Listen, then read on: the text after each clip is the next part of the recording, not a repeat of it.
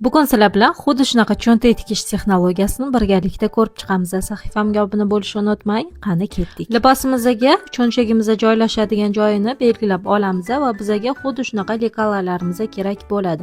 Atroflariga necha santimetr bo'lishini yozib qo'yganman. Bemalol foydalansangiz bo'ladi. Bu bizda klapan uchun lekalamiz hisoblanadi. Demak, birinchi bo'lib cho'nchagimizni bichib olishimiz uchun tepadan biza 4 santimetr belgilab olishimiz kerak bo'ladi. Va lekalarimizni shu 4 belgilagan joyimizga qo'yib, atrofidan 1 santimetrda chok haqqisini belgilab olamiz va bichib olamiz. Bichib bo'lganimizdan so'ng keyingi etapga o'tamiz. Ya'ni tepa qismini 4 santimetr chok haqqi qoldirgan edik. Shu 4 santimetrni 2 santimetr qilib buklab, dazmollab olishimiz kerak bo'ladi. Va shu dazmollab olgan joyimizni 0,1 santimetrda tikib olamiz. Mueller-Resin metodidagi asosan dazani mukammal darajada o'rganmoqchi bo'lsangiz, sizlar uchun mini kurs tashkil qildik. Kursimiz narxi 199 ming so'm. Kim qo'shilmoqchi bo'lsa, kommentariyada mini so'zni yozib qoldiring. Cho'ntagimizning atroflarini 1 santimetrdan buklab olganimizdan so'ng libosimizning ustiga cho'ntagimizni qo'yib, shu videoda ko'rsatilgandek qilib, atrofidan aylantirib 0,1 strochka berib olamiz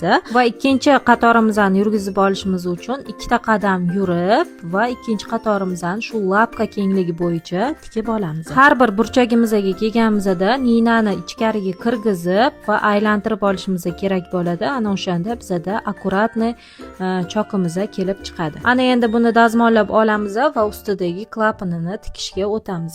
Ustidagi klapaniga ham aylantirib 1 santimetrda chok berib oldik va tepa qismini qoldirib, atroflarini xuddi shu videoda ko'rsatilgandek qilib tikib oldik. Ana endi chokimizga 0,3-0,4 santimetr qolguncha kesib olamiz va ichiga klapanimizni andazasini qo'yib, ag'darib olishimiz kerak bo'ladi va yaxshilab dazmollab olamiz va klapanini olib tashlab, bu klapaniga ham ikkita strochka berib olishimiz kerak bo'ladi. Xuddi shu videoda ko'rsatilgandek. Endi dazmollab olamiz va cho'ntagimizdan 1 santimetr tepaga qo'yilgan holatda bulavkalab olib va shu lapka kengligida tikib olamiz va ustini yopib, ustidan xuddi shunaqa dekorativni chokimizni yurgizib olsak bo'ladi. Keyingi videolarni o'tkazib yubormaslik uchun sahifamga obuna bo'lishni unutmang va bu videoni eng yaqin tikuvchi do'koningizga yuborib qo'ying.